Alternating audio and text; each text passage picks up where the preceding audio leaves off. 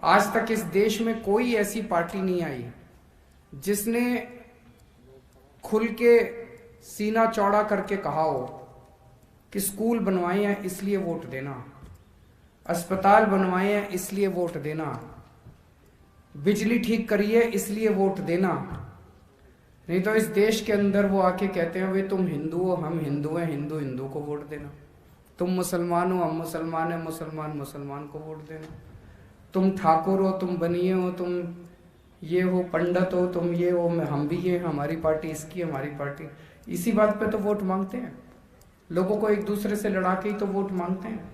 आज तक किसी पार्टी के अंदर हिम्मत नहीं थी जो खड़ी होके ये कह दे कि भाई हमने काम करा है, काम के नाम पे वोट देना, स्कूल के नाम पे वोट देना, अस्पताल के नाम पे वोट देना। 70 साल बीजेपी और कांग्रेस ने राज करा, इन्होंने इतना बुरा हाल कर दिया, सब चीजों का बुरा हाल कर दिया। तो पहली बार देश के अंदर एक ऐसी, इसीलिए आम आदमी पार्टी की जरूरत पड़ी, इसीलिए आम आदमी पार्टी को लोग पसंद करते हैं, क्योंकि जो काम ये पार्टियां 70 साल में नहीं कर पाई वो काम आम आदमी पार्टी ने 5 साल के अंदर दिल्ली के अंदर करके दिखा दिया। दिल्ली तो एक पूरे देश का एक मिनी इंडिया है। दिल्ली में पूरे देश भर से लोग आके रहते हैं, उत्तराखंड से भी आते हैं, उत्तर प्रदेश से भी आते हैं, जम्मू कश्मीर से भी आते हैं, हिमाचल प्रदेश से भी आते हैं, साउथ से भी आते हैं, ईस्ट से भी आते हैं, वेस्ट से भी आते हैं, लोग यहाँ के रहते हैं।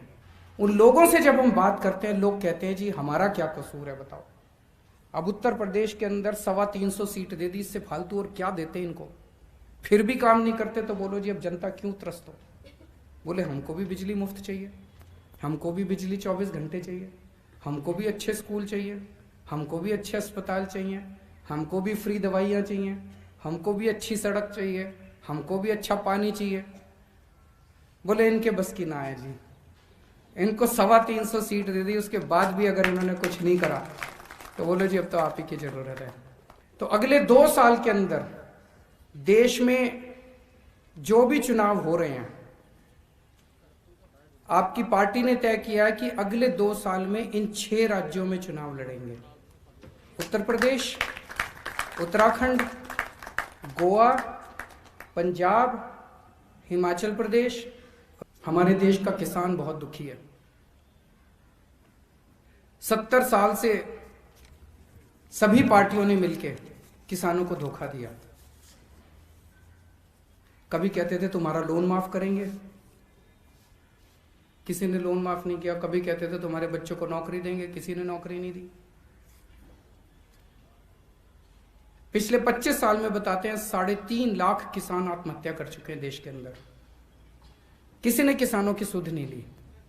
और अब ये जो तीनों बिल आए हैं, ये तीनों बिल एक तरह से किसानों से उनकी खेती छीन के इन 2-4 पूंजीपतियों को सौंप देंगे।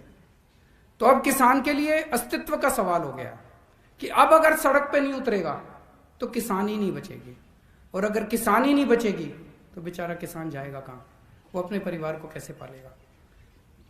मैं कई बार सोचता हूं कि इतनी ठंड के अंदर किसान कैसे बैठे हैं। वो इसीलिए बैठे हैं क्योंकि अगर नहीं बैठेंगे तो फिर कुछ बचेगा ही नहीं उनका। 26 जनवरी को जो कुछ भी हुआ वो दुर्भाग्यपूर्ण था, जो हिंसा हुई वो दुर्भाग्यपूर्ण थी। जो भी उसके लिए जिम्मेदार हैं और जो जिम्मेदार हैं वो जिस तरह से फर्जी केस पे केस लगा रहे हैं वो नहीं, जो भी उसके लिए असल में जिम्मेदार हैं, जो भी पार्टी उसके लिए असल में जिम्मेदार है, उसको सख्त से सख्त सजा मिलनी चाहिए। लेकिन उस दिन हिंसा हुई, इस वजह से किसानों के मुद्दे नहीं खत्म हो गए। मुद्दे आज भी बरकरार है। जिस मुद्दों की वजह से वो 60 दिन से बेचारे बैठे हैं, वो मुद्दे नहीं खत्म हो गए। कह रहे हैं अब तो आंदोलन खत्म। आंदोलन कैसे खत्म? वो किसानों की जो दुखती समस्या है वो तो आज भी है। तो वो आंदोलन खत्म नहीं हो सकता, वो उनके मुद्दे खत्म नहीं हो सकते। और जिस देश का किसान दुखी है वो देश कभी भी सुखी नहीं हो सकता।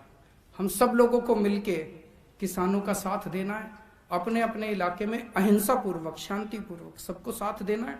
और जब भी किसानों का साथ देने जाओ, अपना झंडा, डंडा, टोपी घर छोड़ के जाना। वहां हमें पूरे गैर राजनीतिक तरीके से एक आम आदमी बन के जाना है, इस देश का एक आम नागरिक बन के जाना है, वहां पे कोई राजनीति नहीं करनी उसके साथ।